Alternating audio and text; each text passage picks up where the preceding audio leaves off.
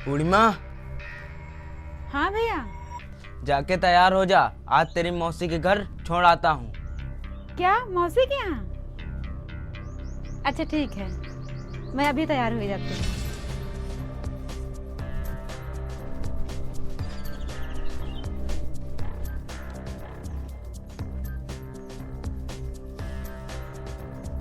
चलिए भैया, मैं तैयार हो गई। चलो। रुको, मैंने सुना है कि तू अपनी बहन को बेच रहा है। कौन है तू? मैं कौन हूँ इससे तुझको कोई मतलब नहीं। तू बस अपनी बहन की कीमत बता कि कितने रुपए लेगा। आया समझ में? आखिर तुझे क्या पसंद आ गया है मेरी बहन में? मुझे इसमें क्या पसंद आ गया है इससे तुझे कोई मतलब नहीं। तू बस कीमत बता अपनी बहन की कि तू कितने रुपए लेगा। 1 लाख लूंगा, देगा तू? है हिम्मत? क्या 1 लाख?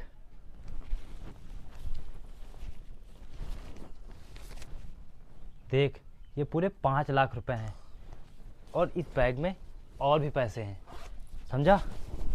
ले पकड़ ये पैसे। क्या 5 लाख रुपए? ला, दे मुझे और ले जा मेरी बहन को।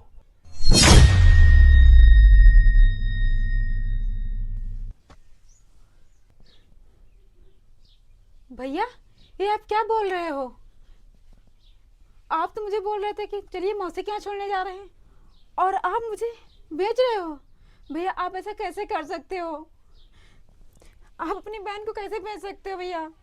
बोलो ना भैया, बोलिए ना भैया, आप ऐसा कैसे कर सकते हो भैया, बोलिए ना। अरे देख ना, भाई साहब ने मुझे 5 लाख रुपए दिए हैं और इसमें और भी ज्यादा पैसे हैं। भैया आप ऐसा कैसे कर सकते हो भैया? देख, वैसे भी तू मेरी किसी काम की नहीं है। भैया आप मुझे किसी के हाथ में ऐसे कैसे बेच सकते हो? और आपको इतना हक नहीं है कि आप मुझे बेच दो। मैं कहीं नहीं जाने वाली हूँ, साहब के साथ नहीं जाने वाली हूँ भैया, मैं कहीं नहीं जाऊंगी। माना कि आप सौतेले भाई हो, मेरे सगे भाई नहीं हो, लेकिन इसका मतलब ये नहीं कि आप मुझे किसी के हाथ में ऐसे बेच दोगे। भैया बोल दो ना, ये गलत है, झूठ है भैया। पागल है क्या तू? ऐसे कैसे नहीं जाएगी साहब के साथ? वैसे भी तू मेरी सौतेली बहन है और वैसे भी तू मेरी किसी काम की नहीं है और साहब ने मुझे 5 लाख रुपए दिए हैं। अगर कोई तेरे 50,000 भी देता तो भी मैं तुझे बेच देता। क्यों भैया, क्यों आप ऐसा क्यों कर रहे हो? बोलिए भैया, ऐसा क्यों कर रहे हो आप मेरे साथ? और चल जा, इन साहब के साथ जा। नहीं भैया, मैं मर जाऊंगी, लेकिन मैं कहीं नहीं जाऊंगी यहाँ से, मैं कहीं नहीं जाऊंगी भैया।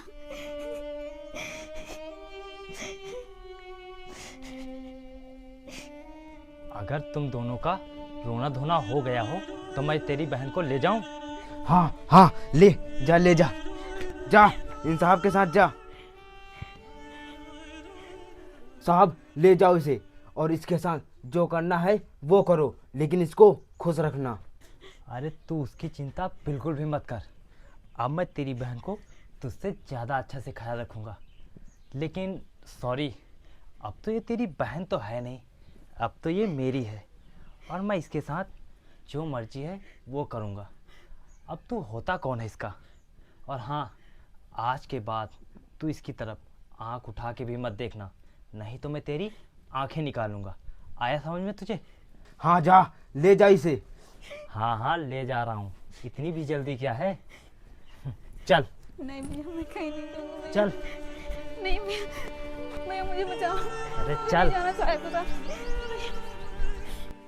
अब तो मेरे पास पैसा ही पैसा है। अच्छा हुआ मैंने उसको बेच डाला। अब तो मैं दारू भी पीऊंगा और जुआ भी खेलूंगा। अब तो मुझको कोई रोकने टोकने वाला नहीं है। वैसे भी वो मेरे सिर पर बोझ बन कर रह रही थी। अब तो मैं जुआ अय्यासी से खेलूंगा, अय्यासी से।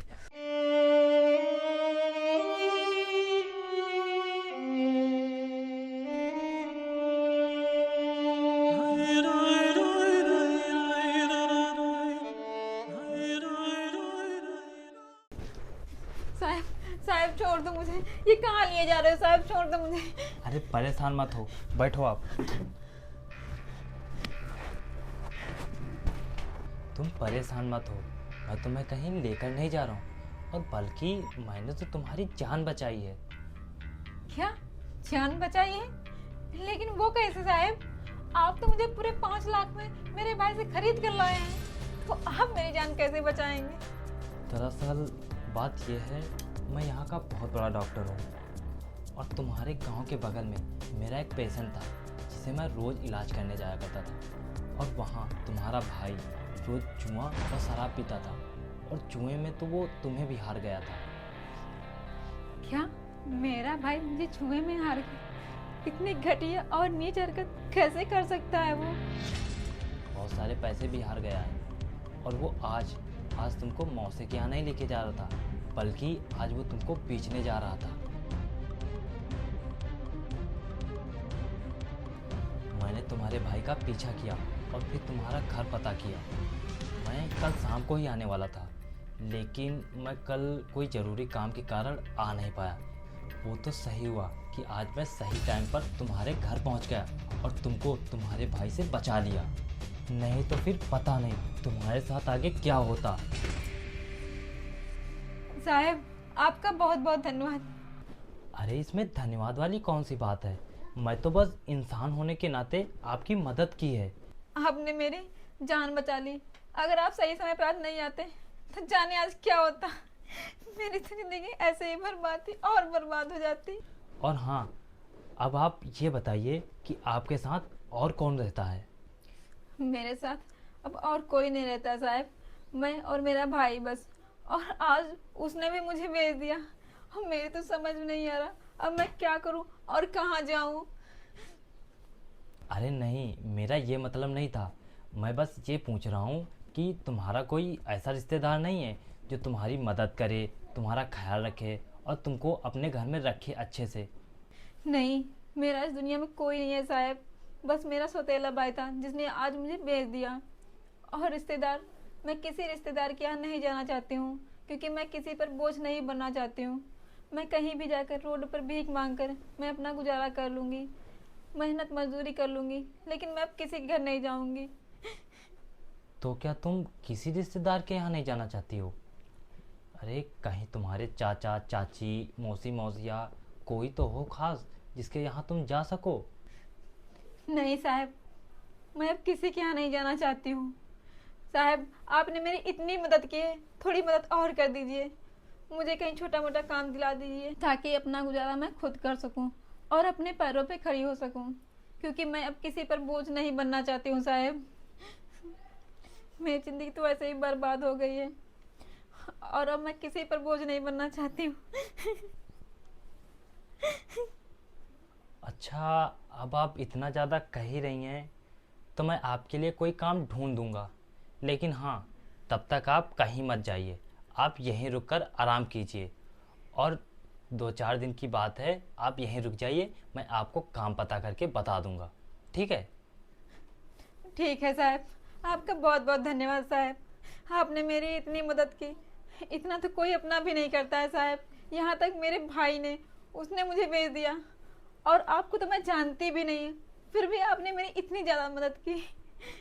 अरे इसमें धन्यवाद वाली कोई बात नहीं है, तुम परेशान मत हो। और तुम्हें किसी भी चीज़ की दिक्कत हो तो तुम मुझे बता देना, मैं तुमको ला के दे दूँगा। और रही बात काम की, तो मैं कल तक तुम्हें काम पता करके बता दूँगा, ठीक है? तुम परेशान मत हो, जिसका कोई नहीं होता है उसका भगवान होता है, समझी तुम? ठीक है साहब। अच्छा तुम ये बता दो कि तुम कितना पढ़े हो? साहब मैंने ज़्यादा पढ़ाई तो नहीं की, हाँ बस 10 तक पढ़े हूँ। बस 10 तक पढ़ी हो, तुम्हें नौकरी मिल जाएगी, तुम उसके बाद परेशान बिल्कुल भी मत होना।